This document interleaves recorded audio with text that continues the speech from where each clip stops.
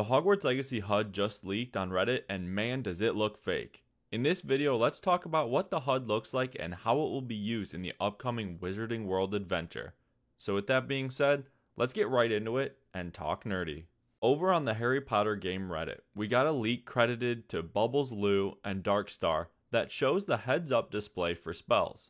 This looks super fake in my opinion because it looks straight out of Dead by Daylight, but apparently it's real. It's been hiding right in front of our faces in the 14-minute Hogwarts Legacy State of Play.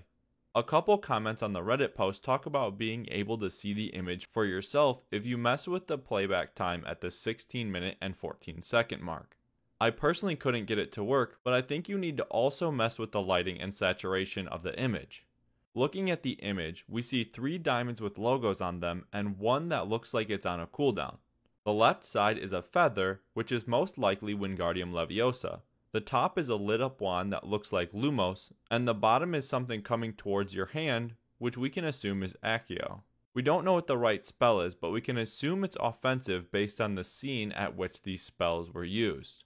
There is also this figure in the top left corner, but I'm not sure what that is.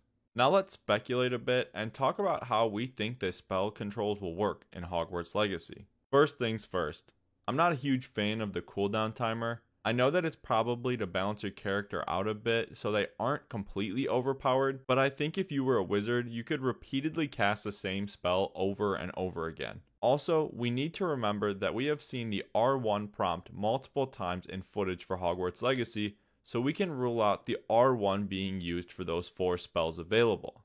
This seems to be a quick button prompt that is always available to your character.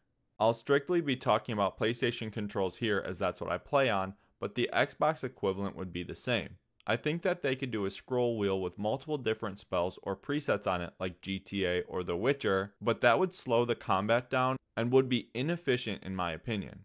The simplest button layout that I can think of for this would be to have your lock on or aim targeting on the L2 button and blocking or parrying on the L1 button. After you lock on with L2, you hit the D-pad to directionally select which spell you can use and then fire with R2. Like I stated before, R1 button will always be that random grab, pull, or push prompt. I don't think that the spells will be on the sacred symbols because they are usually used for character functions. For example, X or cross is usually used for jump, and circle is usually used for roll or dodge. I'm very interested to see how they will implement these dozens of spells and have it function flawlessly like Spider-Man or Miles Morales. I guess we'll just have to wait and find out. What do you think? How will the button layout look for Hogwarts Legacy Combat when the game comes out?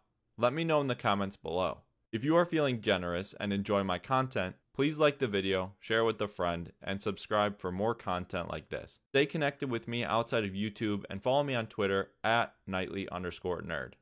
Thank you for watching. I'll see you in the next video.